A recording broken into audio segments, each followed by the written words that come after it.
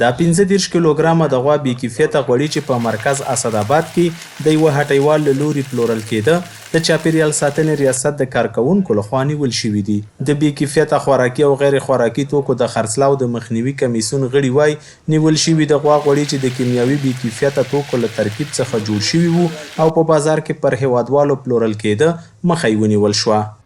دغه غوړي چې موږ ونیول د دې کیفیت په دې وجه معلوم شو ملګري اخیستي وو هغه چې کله ولي کول نو هغه چې ولي شو د هغې نه اوبه راووتې او د اوبو نه علاوه په دې کې وسلین او په دې کې دا د کلمې چې کومې لرې څخه خرڅېږي دغه کلمو غوړي په دې کې مکس شو. دا آتش په نوم باندې کوچ دی او نور 30 کیلو موږ نیولي دي او په دغه دوکان کې ځای په ځای شوي د خرڅ ته راوړي وو او دوکاندارانو کتل چې ویې اخلي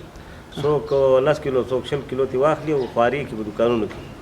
نو موږ په یو دم باندې ونیول او دغه ټول دوکاندارانو ته موږ ویل چې وروره کوچ راوړي چا څه چې دی ټول نه م راغونډ کړه او یو ځای ته م کړه او بس ضبط م کړه. خواړه کله ټولنې ته وړاندې کېږي دا په ټولنه کې چې دی ډېر مهلک امراض چې دی رامنځته کوي. شون زمونږ او ستاسې ټولنه چې دا غریبه ده او کله چې داسې منتن خواړه وخورو نو دا زمونږ او ستاسې ډېر په ضرر تمامېږي. ځکه دا کوچ چې دي په دې کې چې دی مو او وسلین دا چې دی دا میکس شوي چې چون ویډیو تاسې وکړه تاسې په خپله ولیدل.